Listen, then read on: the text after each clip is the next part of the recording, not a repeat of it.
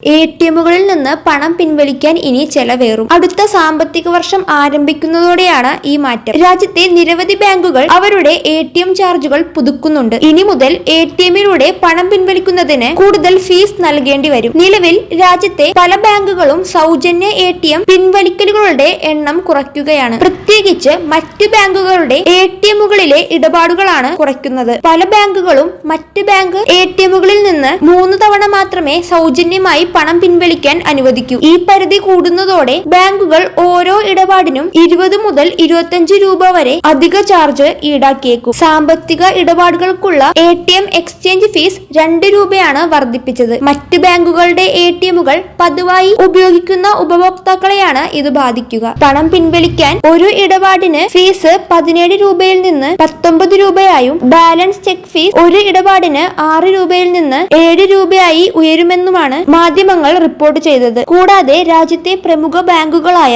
SBI, Canara bank, Punjab national bank എന്നീ ബാങ്കുകൾ minimum balance പുതുക്കിയിട്ടുണ്ട്. April 1 മുതലായിരിക്കും ഇവ പ്രാബല്യത്തിൽ വരിക. മിനിമം ബാലൻസ് നിലനിർത്തിയില്ലെങ്കിൽ ബാങ്കുകൾ പിഴ ഈടാക്കും. അതുമാത്രമല്ല, ബാങ്കുകൾ സേവിങ്സ് അക്കൗണ്ടിലെയും FDയിലെയും പലിശകളിൽ മാറ്റം വരുത്തുന്നുണ്ട്. സേവിങ്സ് അക്കൗണ്ടിലെ പലിശ അക്കൗണ്ട് ബാലൻസിനെ ആശ്രയിച്ചായിരിക്കും. ഇതുവഴി ഉയർന്ന ബാലൻസ് ഉള്ളവർക്ക് മികച്ച നിരക്കുകൾ നേടാൻ സാധിക്കും.